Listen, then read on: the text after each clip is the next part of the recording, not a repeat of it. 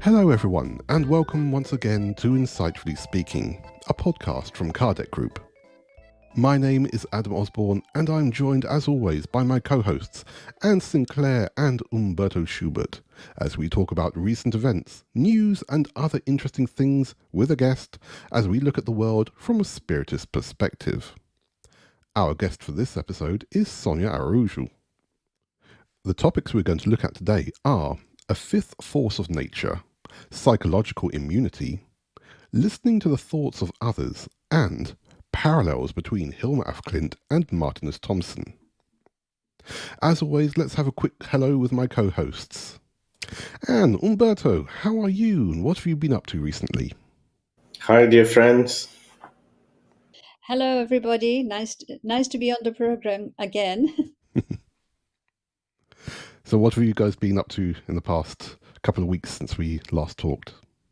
Well, here we've been enjoying the summer in Europe, which is really nice to have the light and the warmth, and so make the most of it. One of the interesting things we went to see the exhibition, the painting by that we're going to talk about later, the Swedish painter, and I think that is it was quite interesting occasion. We'll talk about it more later. The exhibition of Hilma af Klint at the Tate Modern in London. It was a phenomenal exhibition, definitely. I think words can't fully describe it enough, but yeah, we might touch on that a little bit later. And Humberto, what about yourself? Well, I don't have big news, but we have been quite busy organizing an event here in our city, in Juiz de Fora. In about 2 weeks, we will have a researchers gathering, and it is one of the main, or maybe the main spiritist researchers event around. Yep. Well, we've heard about it and we're looking forward to it. Maybe we'll be able to get there ourselves. We don't know, but hey, who knows what happens in the next couple of weeks, really. So I think we can already bring on our special guest for today. Today we're joined by Sonia Araújo from Denmark. Sonia has worked for many years to promote Spiritism in Denmark, including helping to translate many Spiritist books into Danish. Sonia has also helped to promote the work of painting medium Florencio Anton and his fundraising events in Denmark. Sonia, hello, welcome, and thank you for joining us. How have you been, and what changes have you seen in the Spiritist movement in Denmark over the past year or so? Hello, everybody. Nice to be here with you. Thank you for the invitation. Well, I don't think I really have observed any big change. I think the changes are easier to observe along 5-10 years. Yes, but the Spiritist movement is still going strong. What really impresses me is how this Danish group that call themselves for spiritists, they do not follow Allan Kardec, but they make mediumistic meetings, and they have a lot of education. This group has achieved enormous amount of members, of followers, and they also have achieved to become a registered religion in Denmark. This with the last 2-3 years. So this is really impressive. But it's another kind, a little bit different spiritism. It's not like we know it from Brazil. Yep. No, that's really interesting to hear, because obviously we know that especially Northern Europe is a very spiritualistic place.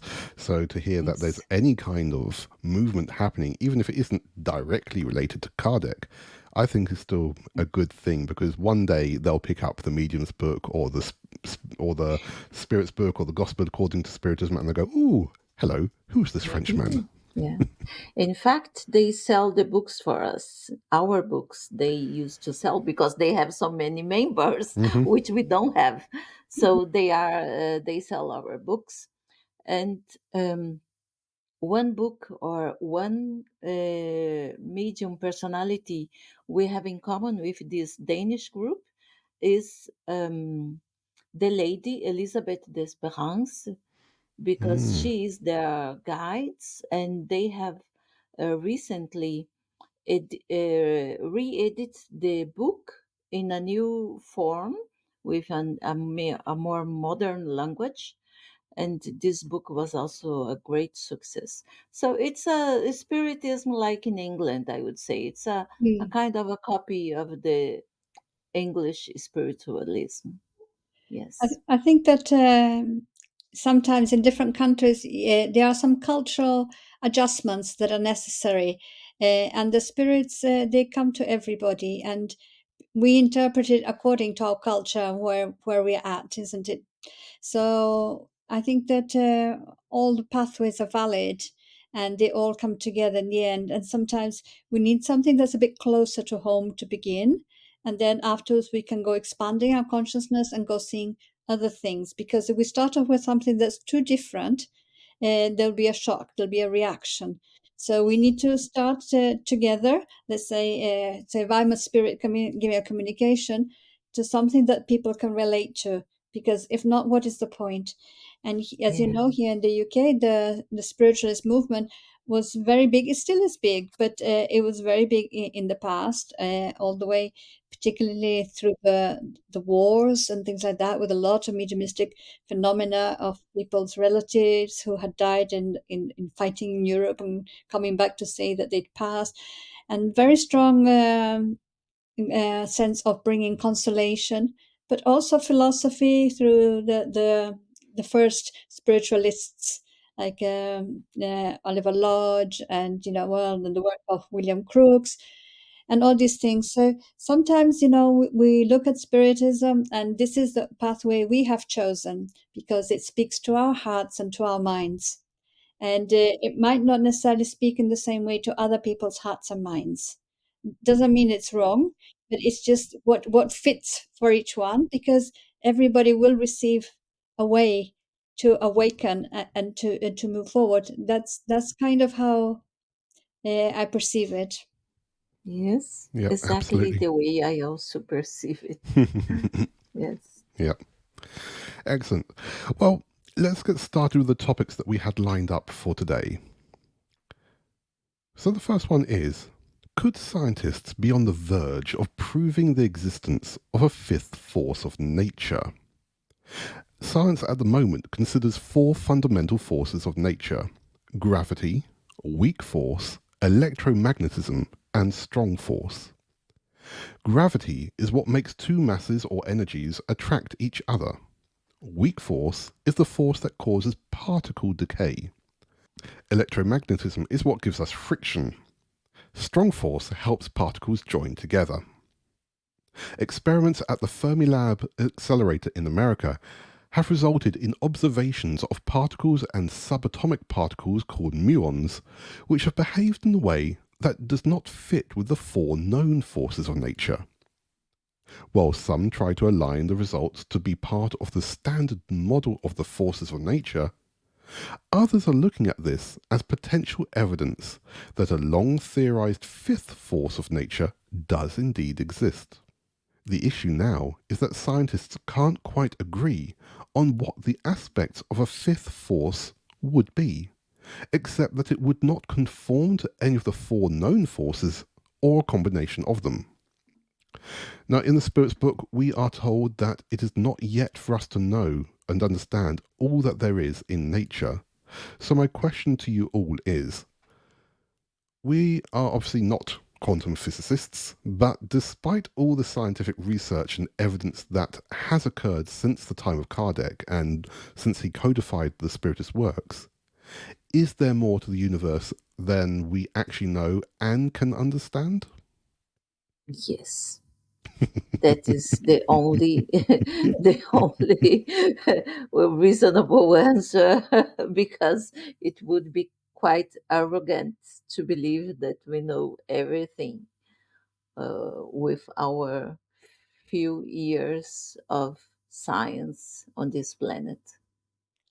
I agree, and it's interesting because back in the 19th century and Victorian times, the scientists were quite arrogant, and they did think that they had done everything and catalogued every animal and every plant. It just shows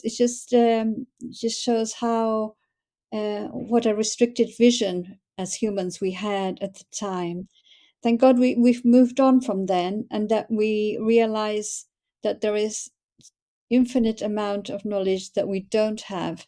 And as we develop new technologies that help us to see and experiment with that which our senses are limited to, then naturally new things will be revealed.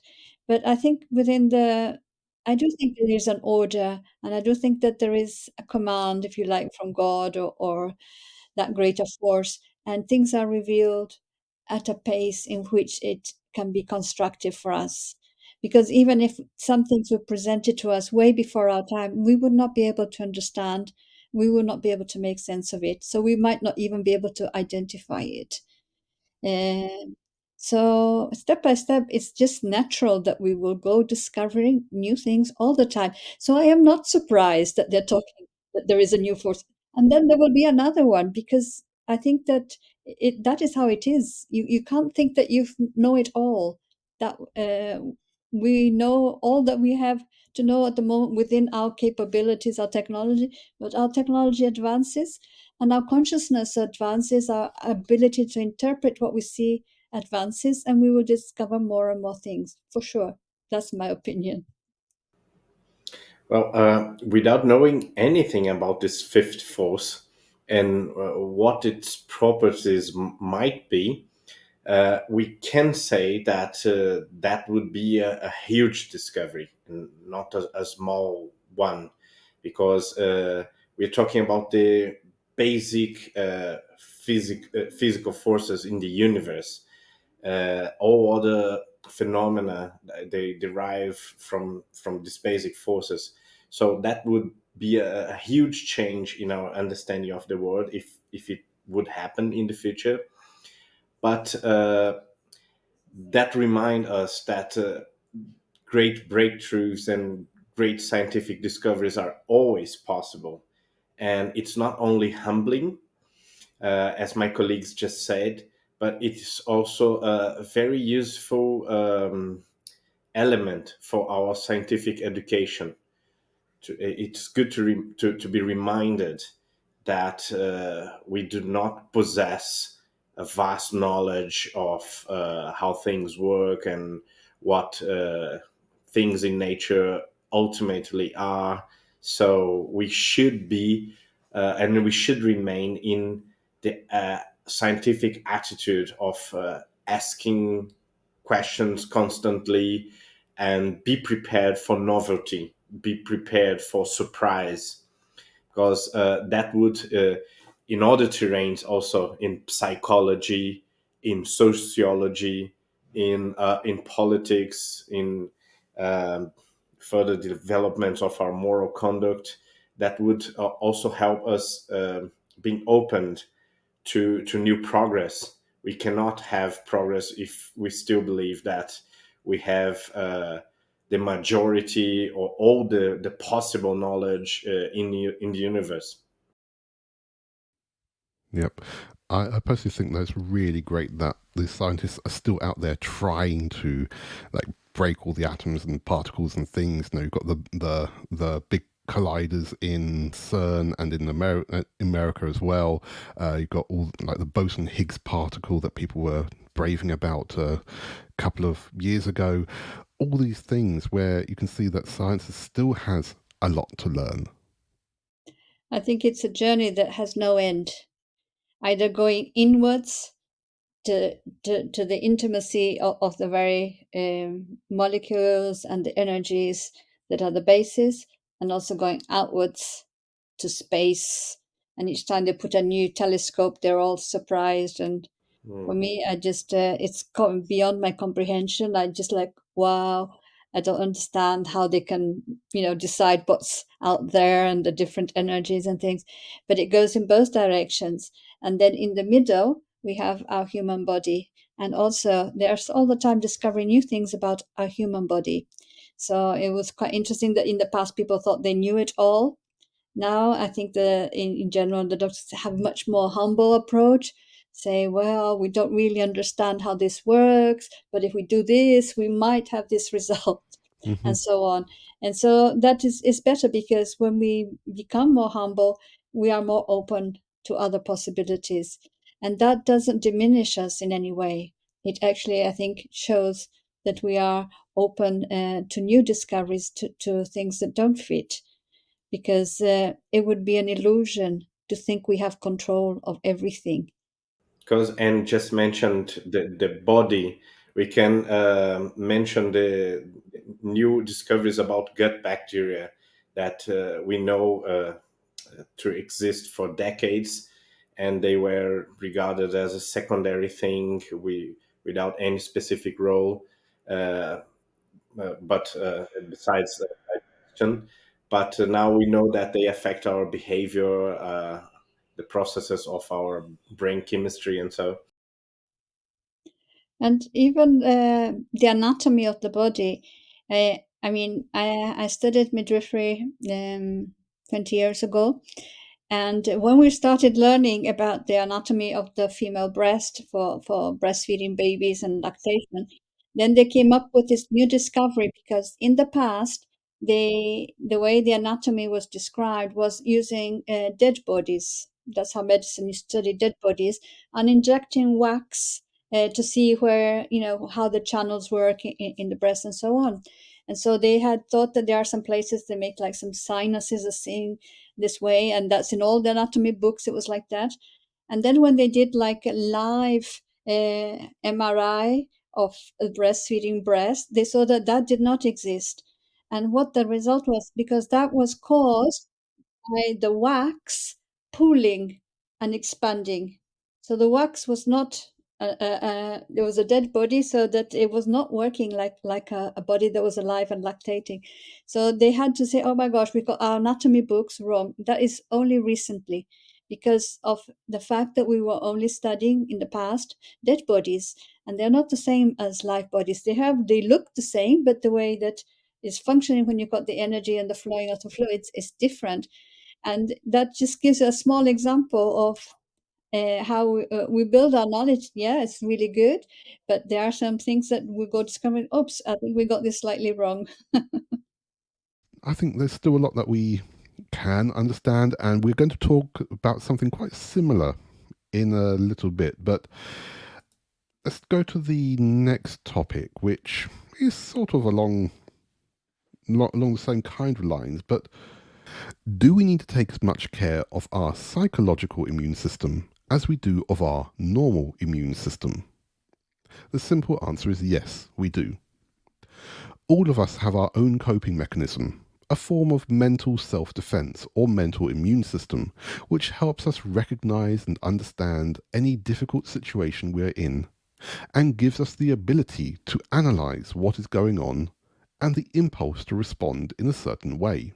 As with our physical health immune system, psychologists have seen that if we do not take care of our mental well-being, our mental immune system can respond and react in the wrong way to a negative situation, which can lead us to overthink negatively and to underestimate ourselves, rather than to allow us to have the confidence and rationale needed to handle the situation constructively.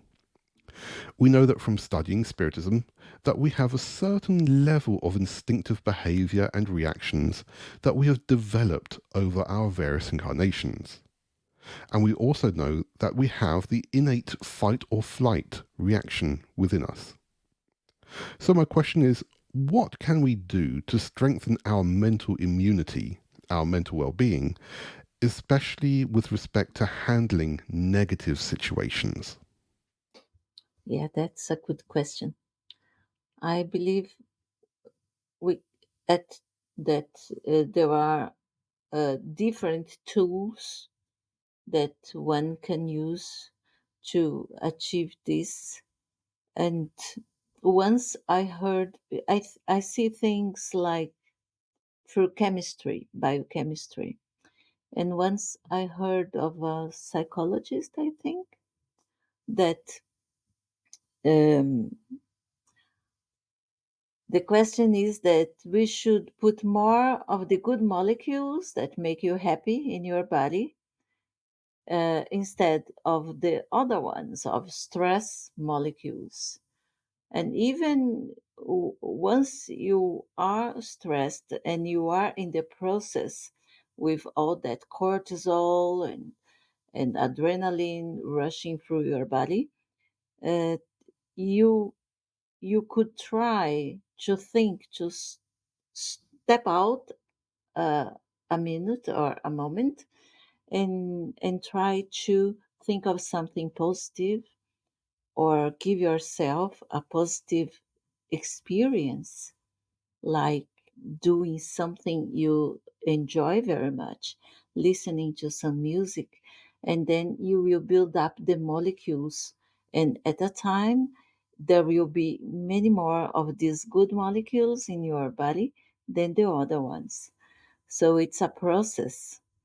And once you know that, and you know what makes you feel good and what makes you smile, as some other would say, then you try to experience more of that than other things, other negative things.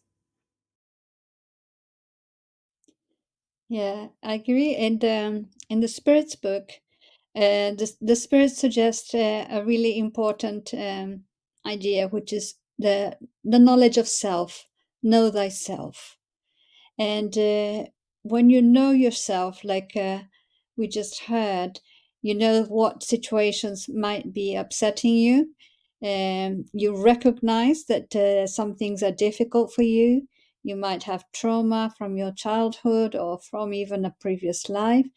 And it's getting to know yourself, because lots of things that happen to us that we don't like, we put it in our shadow, as they call it, the psychology. We put it away somewhere where we won't deal with it just yet because we are unable to or unwilling to deal with it. But if we're thinking about ourselves as eternal beings traveling through eternity, just temporarily in this body, having these experiences, then whatever is happening to us is an opportunity of growth, of awakening, of changing and developing, so that we can start to think about things instead of being like a victim of the situation, but thinking, what is this situation teaching me? Or why do I feel upset by this? Why do I feel angry when my colleague is promoted instead of me? And why is it affecting my body in this way? And then recognize and say, well, I wish that I was promoted instead of them.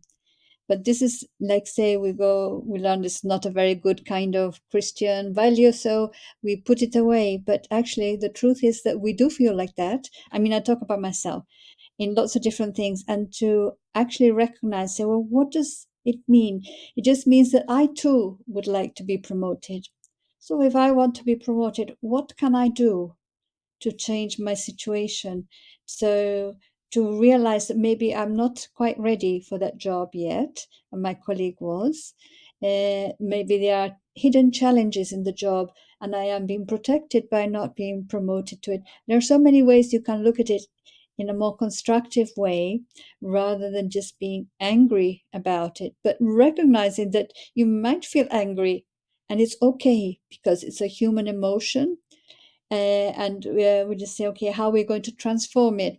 And I like like Sonia was saying, transforming the molecules, and that then we start to have some ability to mold our destiny, to change things so that we have more input. But it's, I think, self-knowledge is really important, and to accept that we might have feelings that we might not like very much, or we might think other people think are unacceptable, but we need to look at them almost like scientifically and say, what are you showing me? What are you teaching me about myself? It doesn't make me any less lovable. And that's why I think we go back to the teaching of Jesus. Love yourself is the first step. And to be able to look and see, we have this universe of around us of our own feelings, isn't it? So I think that is where we can also potentially be looking. Great. I couldn't agree more with my two colleagues. um, Recent developments in neuroscience show that we have to start any significant change by considering what we can do.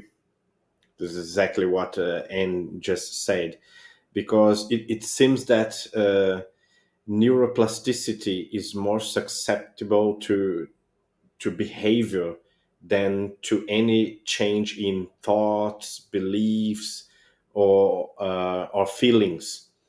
The problem is that people usually have the opposite belief. They believe that they first have to change their minds, and they have to learn about a specific subject, and then they have to change their feelings about this subject, and then with a lot of time their behavior is going to change. But the fact is that it works exactly the opposite way around.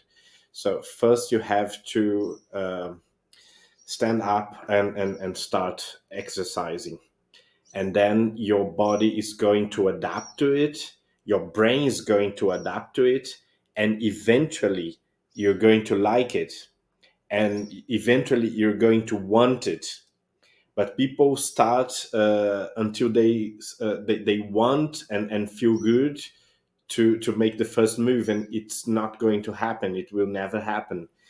And it's also nice to mention Jesus, not as a religious leader, but as a sage, as a wise person, especially in practical wisdom, because Jesus and other sages, they always say, well, change, modify your behavior, stop doing that, this is bad, do that, this is good.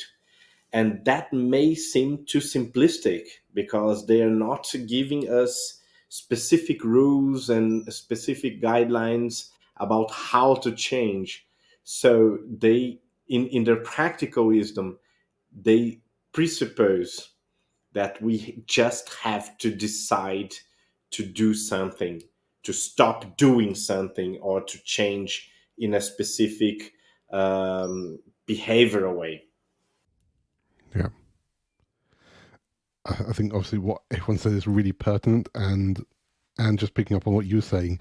So it's question 919 of the Spirit's book. I've got it very well remembered. Yeah.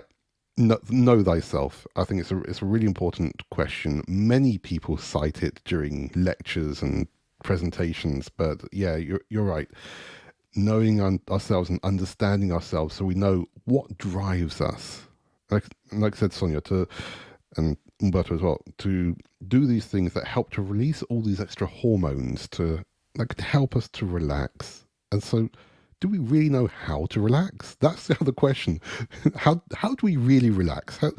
What's the methodology there? Do we really know? Because nowadays we're so connected to everything online. We're connected to our phones, to our computers, to streaming media. Do we really know how to relax?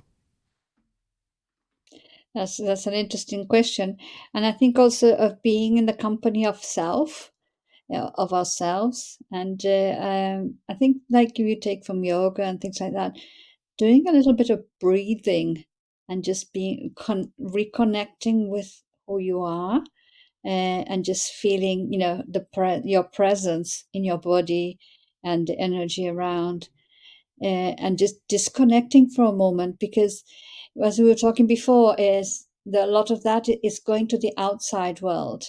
All this stimulation, all this technology takes it to the outside. But what about coming into the inner world? We lose the habit of coming back to our inner world, which is just as important. So we live in this world of dualities, and we need to always be thinking, I'm going too much this way, bring it back a bit this way. So just finding this kind of balance. Yes. It is, I think, a matter, and I think we all know about it, a matter of self-management, because the world has give us so many options. There is so much we would like to try now, because it is possible, because it is outside, it is there, that it becomes difficult to say stop, or just to take time for oneself. And that demands self-management, to be able to refuse offers from the world. The young people are facing big problem in this, maybe not only in Denmark. Here the young people are really very much stressed, and especially girls are facing uh, problems at school, because their focus is outside all the time. Their focus is on Snapchat, is on Instagram and Facebook, and uh, and it's not healthy. And I think we are going to see in the years to come a, a great amount of young people needing specialized help. But the good thing that might come out of this is that these young people, when they become adults, they probably will know themselves much better than our generation or our parents' generation, because they will have been through this, and they uh, will reach will find out themselves in a moment where they have to learn to say yes and why, and no and why. Yeah. Yeah, I think it's like with anything new, any new technology, you get it and you use it, and you don't realize that they could have a side that is unhealthy, and go over the top, and then come back and, oh, that's need to rein it in, kind of thing, and adjust it, if you like. And I think we're living through that, because I mean, even in my lifetime, all this was non-existent in my sort of saying growing up and young adult years. This is all coming much later in life to me, and it's just coming so fast that we need to see, how to adjust, and we go discovering. And I don't have a vision of doom and gloom, but it's a more a vision of identifying, oh, we need to have some limits. We need to understand that this is what is the good parts and which are the not so good parts, and be able to guide the young people that come afterwards, what's good and what's not good, and so on. And I'm sure that we will be getting there, but there will be some pain on the pathway, as everything, isn't it? Because it helps us to focus the mind and realize that if something is working or not working for us. Yeah. We'll talk about focusing the mind. Let's go to the next topic. Is it really possible to read someone's thoughts? Well, that might not be the exact case in hand, but scientists from the University of California have found a way to translate brainwaves into music.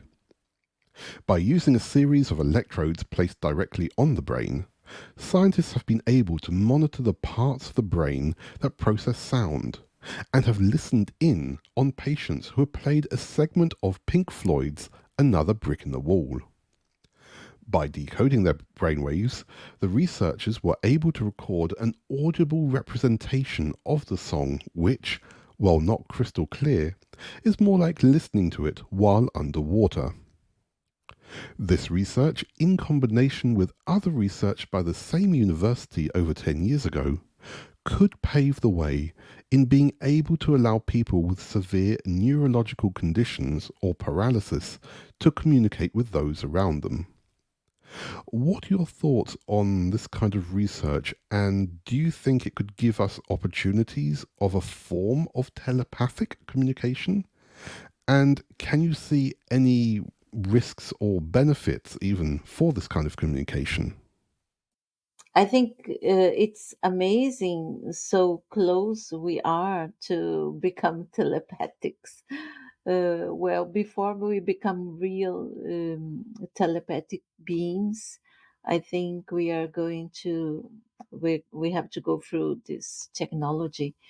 And recently, I was in a study in as part of a thesis. My son is electrical engineer, and I was supposed to run a wheelchair with my brain Well, and virtually in a computer. So first we would calibrate the instrument with left and right, stop and backwards.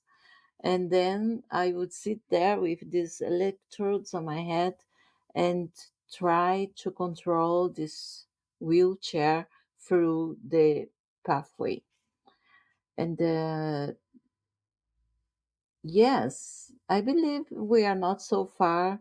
And this implicates in good things, security, maybe a bigger level of security. We have already the cameras, right? Soon they will be able to read our thoughts before we make uh, wrong things out there. They will, maybe through an airport or so, they will catch the people with bad intentions. um, we are becoming more transparent, and the transparency of thoughts will be maybe the last step of all this. This is again Martinus, the Danish philosopher, who said that he wrote his books in 20s and 30s and 40s. And he said in the future, the houses would be built much more of glass than stones. And that was the beginning of this transparency. We would look right through the glass into each other's home and houses. And this transparency we see when we navigating through the internet. Everything is registered. Every word we search for, every email we receive, any message through the telephone. So this is transparency. And this, so somehow we could say that our thoughts are already there. Everything we write, everything we talk with another person through technology. So it's an interesting thought that they are doing this, and as any other technology, it will be for the good. It would be used for good things, for therapy and better communication, but it can also be misused. It's up to the person using this technology, up to us, I would say. It's up to the human being to administrate. And of course, politicians and people that make the laws and so on. But they cannot stop the technology being there. We know that about cloning, about biology, uh, politicians, they made the law that you should not clone human beings. We would clone animal, but we would stop there. And we know that some countries have done that already, because you can't stop technology. And the scientists, they want to see how far can we go, how far can can we reach, and what can we use this technology for? I completely agree. I think that we already see a sort of telepathy in communication apps and social medias, because I know what my friend is thinking in Japan instantly, and how is she feeling about what is happening, or what she is living in China or Japan instantly. So things are very disclosed already. And even if our houses are not made of glass, our lives and our social lives and our thoughts and our feelings are pretty much made of glass now. They are very exposed. They are very intentionally exposed, sometimes unintentionally exposed, because we are recorded by other people all the time, and we are implied in other people comments and videos and so and so. So the total amount of data about us that is now exposed to everyone all the time is impossible to measure. And very soon we will have artificial intelligences that will check all that, and I can put N's Sinclair name on the app in an artificial intelligence, and the app will show me, well, all the videos in which she is that were made from other people, that were made by other people. So if we imagine all the extension of what could be done with that, that's really astonishing and overwhelming. So again, I follow you in being optimistic, but we will have really to think about that, and we will have to learn how to manage and how to administrate all the situation, especially if we want to protect the young generation, the children of this generation, from being manipulated or from being overwhelmed by stress and anxiety, which is already happening. So we have to engage in this conversation. We have to really stop a little bit and give it some thought, because this has consequences. I just wanted to, yeah, I agree with both of you. I just wanted to bring in a slightly different angle that was crossing my mind. So as spiritists, we understand that the spiritual world, with a different dimension, that you are in a transparent life there, that the spirits can see who you are, your thoughts, your past. So you can't pretend. So here on earth, we used to think we could pretend quite well, put on a really good mask and smile, and we could make other people think, oh, maybe we're nice people, while our inner thoughts might have been perhaps quite different. But I remember the spirits saying, well, we can see your thoughts. We know exactly what you're thinking, where your heart is. And the first times I heard this, I was shocked, and I was like a bit like, oh my gosh, they can hear me, they can see me. Well, is it okay? Let's say what things might I be embarrassed about? So I think it's also can be thinking about, it's the progression that all of humanity is going through. And yes, we're going through a material transparency happening, but we also have a spiritual transparency also happening. And if we are okay with who we are, then that we don't have that panic. Oh my gosh, people are going to see me for who I really am, because we are not pretending to be better than we are, or to be perfect when we're not, and so on. And when we start to look at our transparency, then we also can have compassion for our neighbors, our friends, our colleagues, because we are all equally being revealed. So it makes me think about this transparency. I like the word that Sonia brought in, because it's about what if we have, let's say, our energy, what does our energy show the world? On the different dimensions, on the earth dimension, the material dimension, but also on the spiritual one. And if we were to meet somebody and somebody were to see us naked spiritually, would we be ashamed?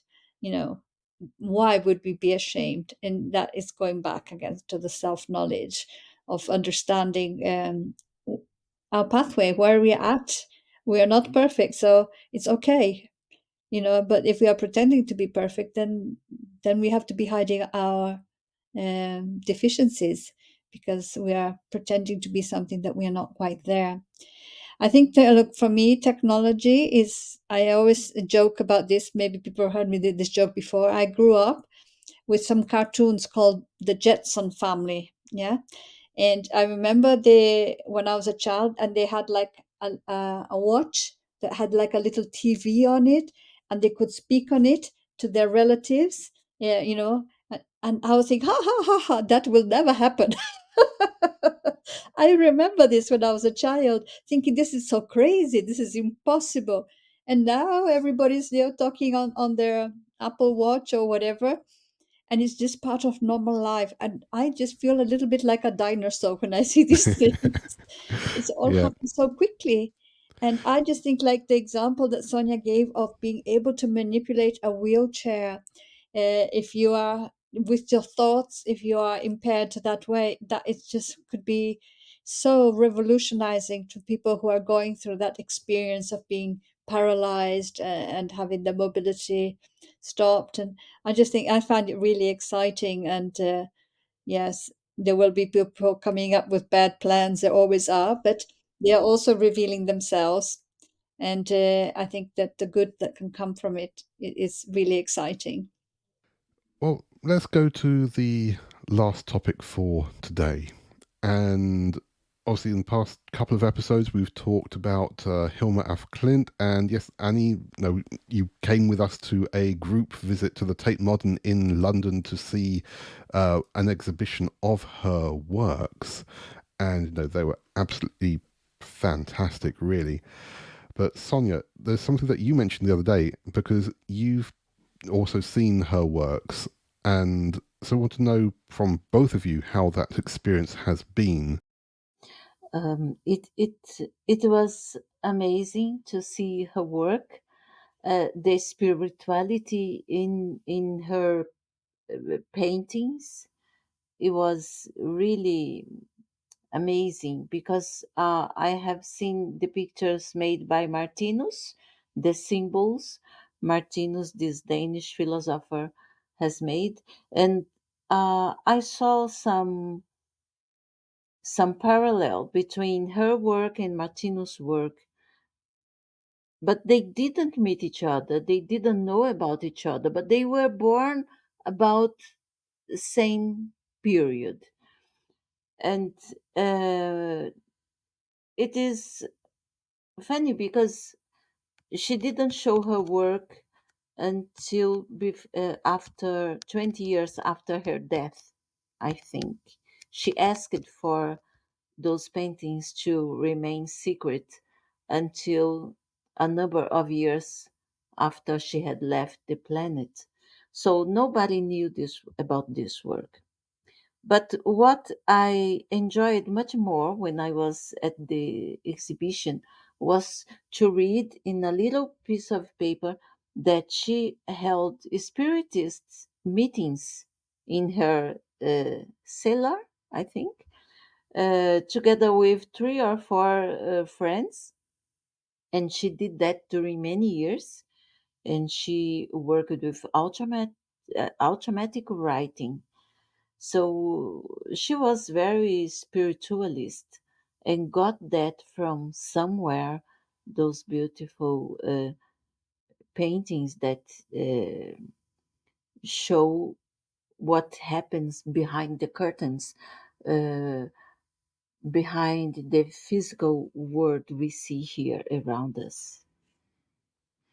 Yeah, I think that their group was called the Five Ladies. This all of them Five. artists who worked together, and they were apparently part of the Edelweiss Society in Sweden, which was the spiritist or spiritualist group. I think that it's really interesting because, yeah, she was at the end of the 19th century, beginning of the 20th century. And it just reflects for me that, we come here to Earth for a life. We come with our individual missions of work that we've agreed to bring to share with our brothers and sisters and to break the boundaries, progress. And of course, so she was attracted to this. So she had a pathway in which this was revealed to her. I understand, correct me if I'm wrong, Adam, that some of the paintings were done under the influence of the spirits. And in part, that was why also she was rejected. Because I Yes. can't remember, somebody said she wanted to show her paintings. She said, oh, this is very interesting. And then she said, well, but actually it's not mine. Some of them are painted by the spirits. And then said, then they have no value. And then she said, okay, the world is not ready for them. Yeah, And, she's very interested in theosophy, theosophy, yeah, as theosophy, well. And she met Rudolf Steiner a couple of times and tried to get him to promote her works, but he rejected the works on multiple occasions. Yeah, which is why, even though she had apparently exhibited some of her automatic work, the paintings that she received or was inspired by through mediumship, she exhibited some, especially I think it's the 1928 Spiritist Congress in London, because this is on the documentary about her, Beyond the Visible. They mentioned about this, but exactly, people like Rudolf Steiner, these people that she looked up to, but rejected the work. So she put these symbols on a large section of them and said, these, keep them safe for 20 years until after I've passed away. Yeah.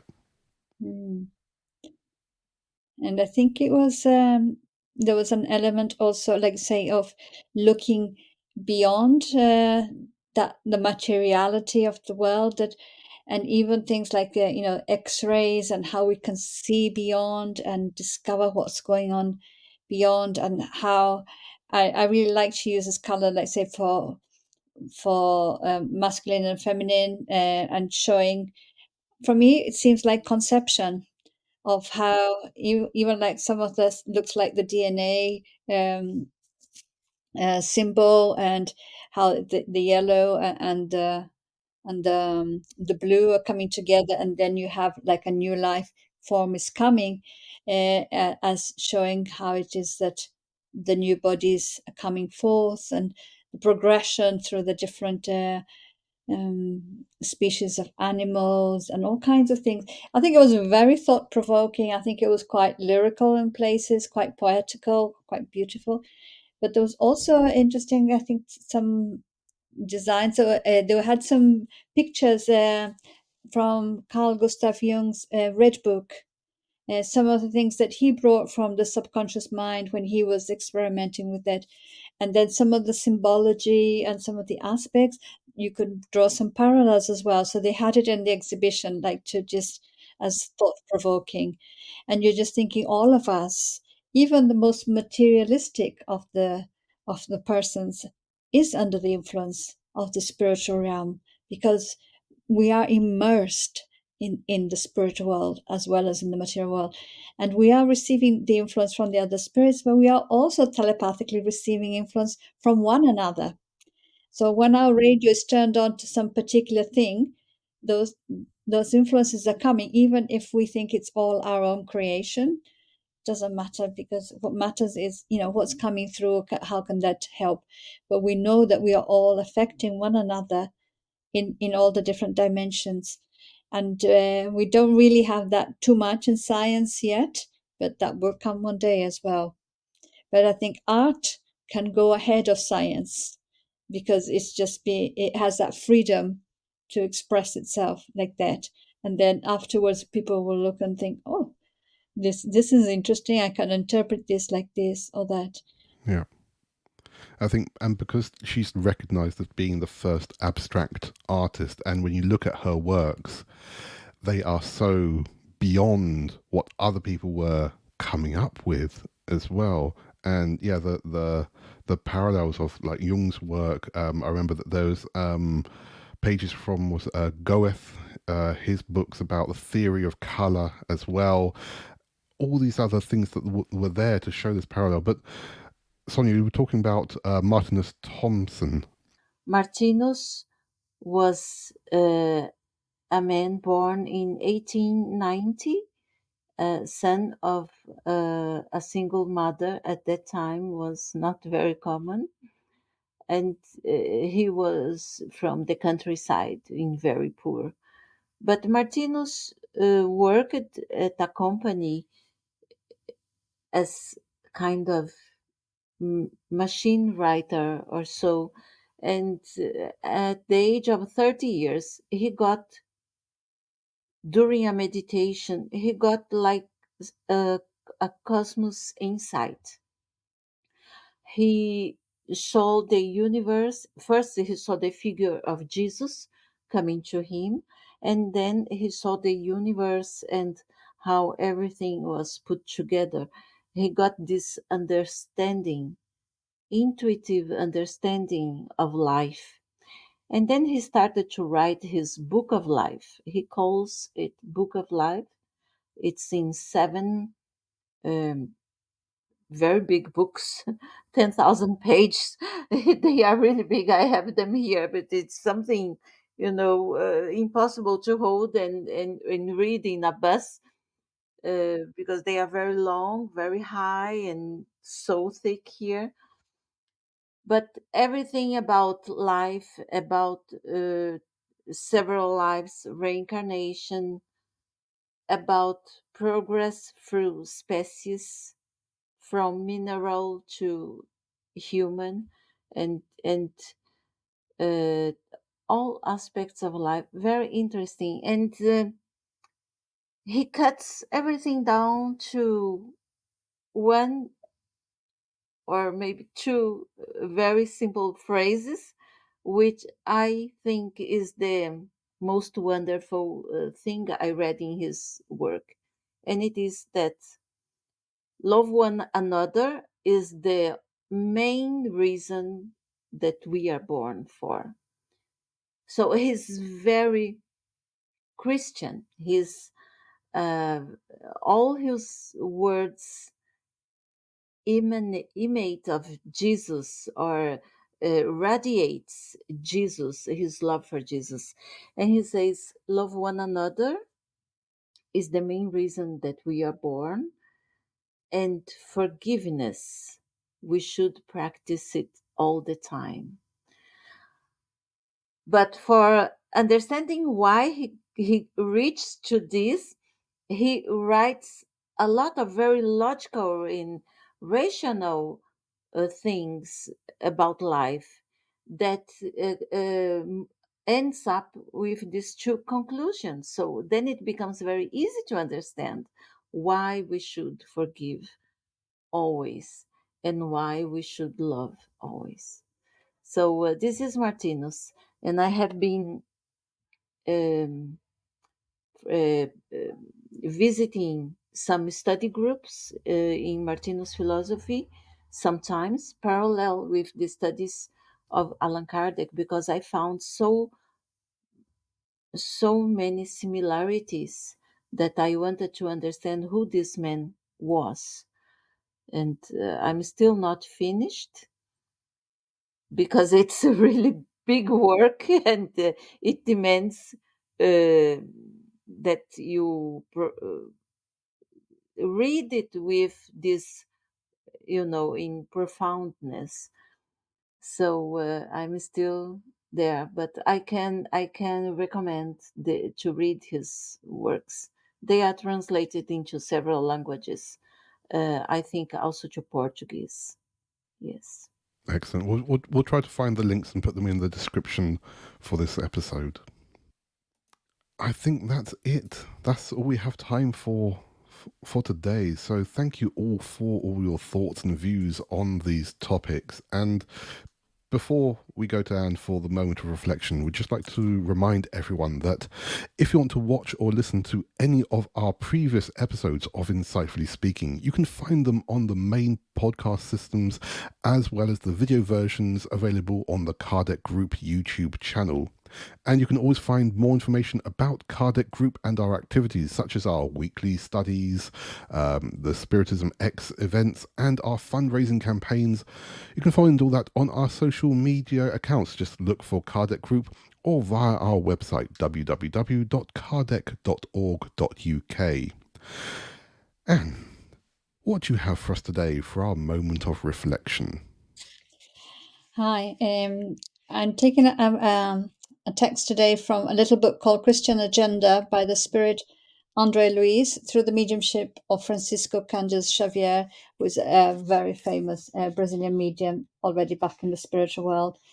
Andre Luiz used to be a doctor in his last incarnation, and I like the way he writes because it's quite, he always has a practical approach. So I've opened it up on message number 17, which says, in truth. And it goes, the saint does not condemn the sinner. He helps him without being presumptuous. The wise person does not ridicule one who is ignorant. He instructs them in a brotherly manner. The enlightened person does not insult those who are walking in darkness. He illuminates their pathway. The instructor does not blame the stumbling apprentice. It is the insecure sheep which most needs the shepherd. The good person does not persecute one who is bad. They assist them to better themselves. The strong person does not malign the weak. They help them to raise themselves up. The humble person does not avoid one who is proud. They cooperate silently in their favor. The sincere person does not disturb others. They bring harmony to all. The unpretentious do not criticize the vain. Whenever necessary, they help them without ostentation. The Christian does not hate or hurt. They follow Christ, serving the world. Otherwise, titles of virtue would only be external coverings which time would destroy. Thank you, Anne. Well, folks, that is it for another episode of Insightfully Speaking. So it leaves me just to say a really big thank you to my co-hosts, Anne Sinclair and Humberto Schubert. And also a bigger thank you to our guest, Sonia Araújo. My name is Adam Osborne, and I hope you can join us again next time for another episode of Insightfully Speaking, looking at the world from a spiritist perspective.